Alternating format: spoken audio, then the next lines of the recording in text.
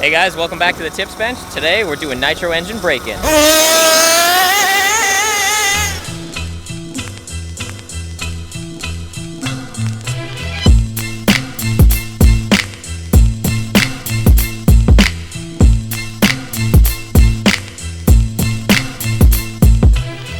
Max here with HobbyKing, and welcome back to the Tips Bench. And we're going to start with something new. Today we're going to be talking about nitro engine break-in. So one of our newest releases that you may have seen is our Nitro SaberTooth Truggy. Now many of you may have no experience with nitro cars, or it may be your first foray into nitro. We've been seeing a lot of questions from people about how to break in and set up their nitro engines. So since it's a completely different world from electric, we're going to go ahead and show you the steps of how to do a nitro engine break-in so everything is easy to start with and get running, and you can go out and have fun with your nitro truggies. Alright, so first things first, what are you going to need to get your nitro engine started and running? Well, first thing you're going to need is nitro fuel. Now, we personally don't sell nitro fuel, but you can pick nitro fuel up from almost any hobby shop, or there are some online retailers that do sell it and will ship to you. We are using a top quality 20% nitro fuel here. You can run between 10 or 20%. We just prefer to use 20% in our engines here. Next thing you're going to need is air filter oil. Now the air filter, when you get it, comes dry and you have to oil it to help keep the dust and particles and debris out. So you're going to need a quality air filter oil, which you can get directly from us.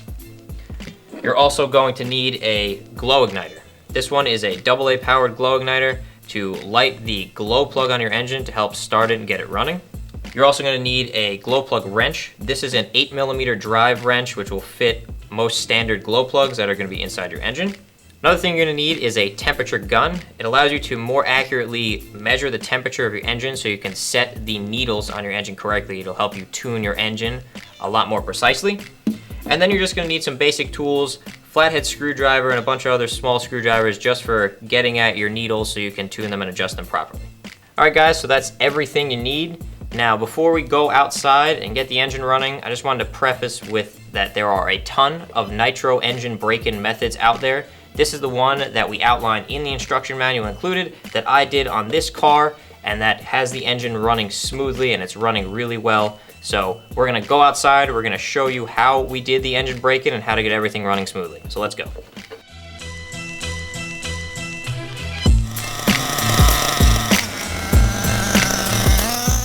Alright guys, so before we get started with the engine break-in, what you're going to want to do is take your car and prop it up wheels off the ground. We're just using one of our toolboxes we had lying around in the shop.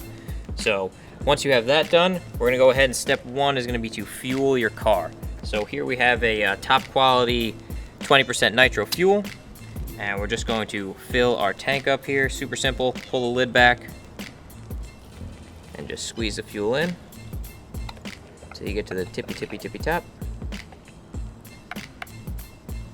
Make sure the tank lid is sealed down. All right, so step two, what we're gonna do is turn our radio system on. So we're gonna put our transmitter on first. We're gonna go ahead and turn our receiver on. I'm gonna check, make sure everything's working correctly. Get our throttle working the right way. All right, so now that's done, we're gonna move on to step three. So step three is gonna be to prime the engine. Really, really simple. So what you're gonna do without your glow igniter attached is you're going to put your finger over the exhaust outlet and you're going to pull on the pull starter a few times. Now you're going to see fuel travel up the fuel line from the tank to the carb. So we're going to be looking at this line here.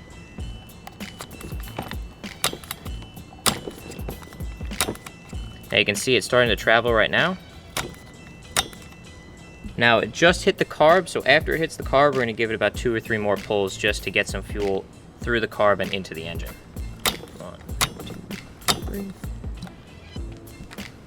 Alright, now your engine is primed and ready to start.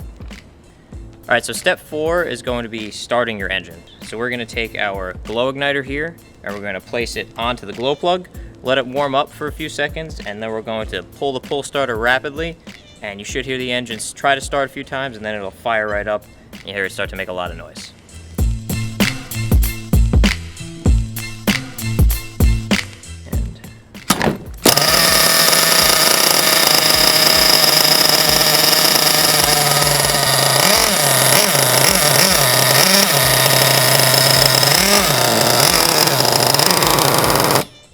Now, since the needle settings are so rich, you might encounter the problem we just had where the engine is going to die on you once you remove the glow igniter.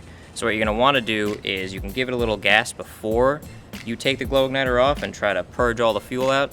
And then since it's running so rich, you can also keep a little throttle in there or adjust your throttle trim to keep it running since it's so gurgly rich. And this is just part of the break-in process.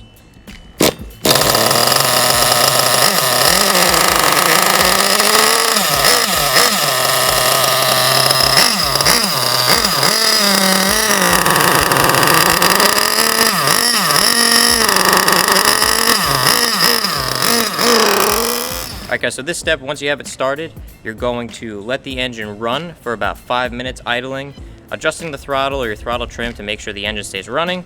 Then you're going to shut the engine off and you're going to let it cool down. And you're going to do this for a full tank of fuel.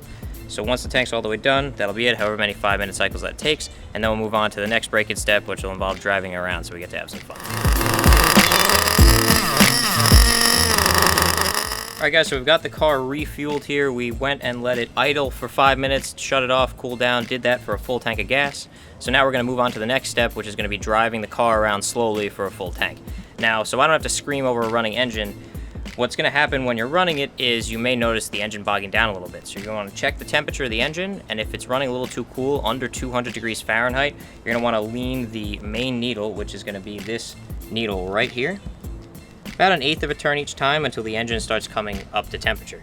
And then once that happens, just going to run out the full fuel tank. We're going to shut it down, and then we'll come back here and we'll move on to the next step.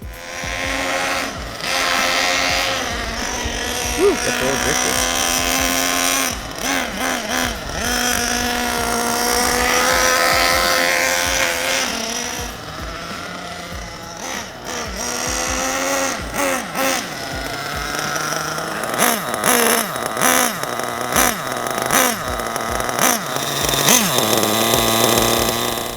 Alright, so we just temped our engine. It was running a bit below 200. So what we're going to do is we're going to lean the main high-speed needle about 1/8 of a turn, then run it around some more, and then retemp it and see if we have to adjust it anymore.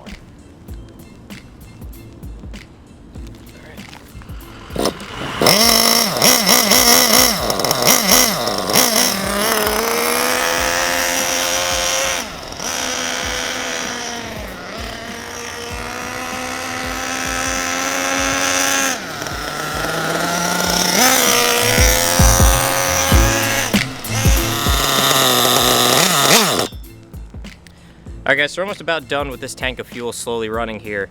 And we've been temping the engine and it's slowly coming up, and we're just slightly adjusting the high-speed needle about, again, 1/8 of a turn each time to bring the engine up to operating temperature and lean out the fuel mixture. Now you don't want to adjust it too much too quickly, because if you get it too lean, you could damage your engine, which we don't want to do during the break-in process. So again, adjust little bit by little bit. Don't go too overboard. It is going to take a while, but that's the process of breaking in an engine. So let's go finish it up.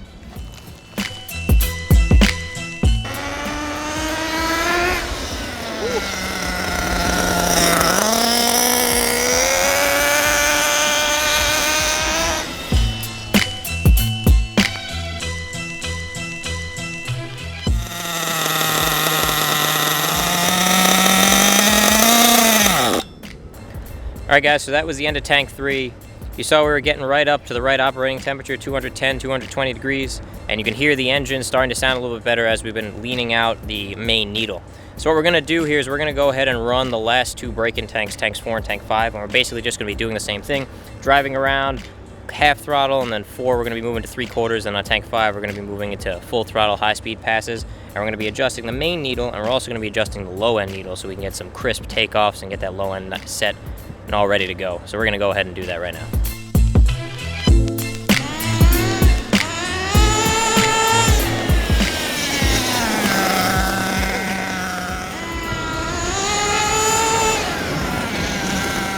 Alright guys, so that's it. We just put the buggy through its paces 5 times, getting the engine broken in. And one thing I want to mention that I didn't mention before was about the air filter. You have to properly oil your air filter before you start running.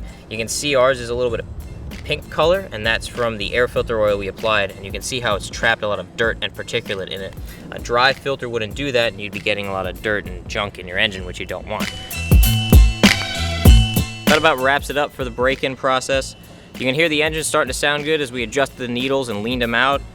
Everything's starting to sound great, so we're gonna go ahead, we're gonna put our body back on, and we're just gonna go start ripping around and having fun.